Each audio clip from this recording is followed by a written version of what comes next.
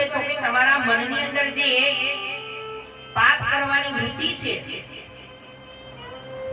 એ મનની અંદર જે પાપ કરવાની વૃત્તિ છે, જો તમે ભાગવતજીના શરણોની અંદર બેહો તો તમારી અંદર જ્ઞાન આવે અને જ્ઞાન તમારી જે પાપ કરવાની વૃત્તિ છે એને દૂર કરે.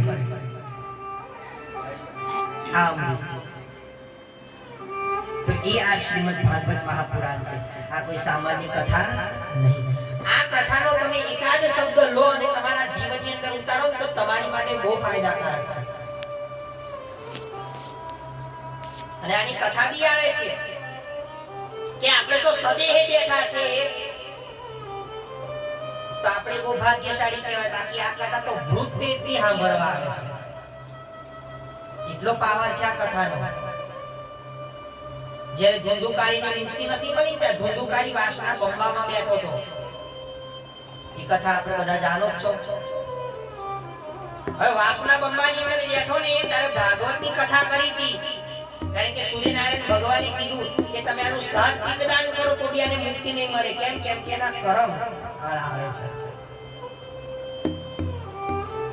અને જ્યારે આ કથા બેસાડી ને ત્યારે ભૂત પ્રેતને જગા ના મળી. કારણ કે છલો બધા શ્રોતાઓ બેઠા હતા. એટલે વાસના બંબુની અંદર બેઠો. જ્યારે બેઠો તારી એક ગાંઠ, બીજી ગાંઠ, ત્રીજી ગાંઠ, બધી ગાંઠો છૂટી અને પછી એ દેવ બન્યો. ભૂત પ્રેત દેવ બની ગયો. કોના પ્રતાપે? આ ભાગવતજીના પ્રતાપે.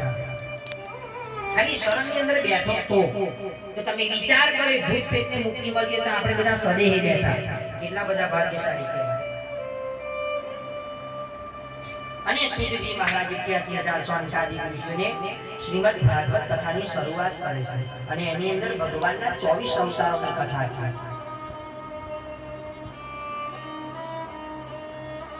અને સુતજી મહારાજ પ્રશ્ન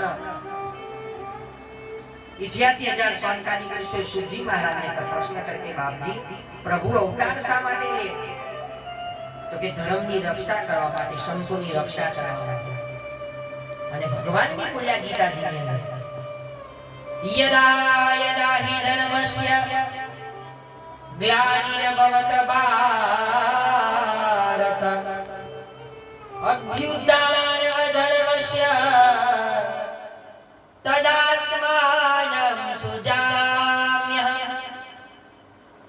કે જ્યારે આ ધરતી પર સાધુ સંતો અને એમાંથી ભારત પર અને ભારતની અંદર જ્યારે મારા સાધુ સંતો મારા ધર્મ પર હાનિ કરે ત્યારે હું અવતાર ધારણ કરું છું.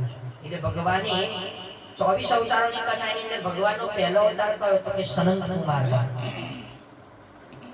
બ્રહ્માજીના 4 છોકરા સનંત કુમાર, બટુક બ્રાહ્મણ સ્વરૂપ. ત્યાર પછી ભગવાનનો બીજો અવતાર વરાહ ભગવાન, જે ભૂંડ જેવું સ્વરૂપનું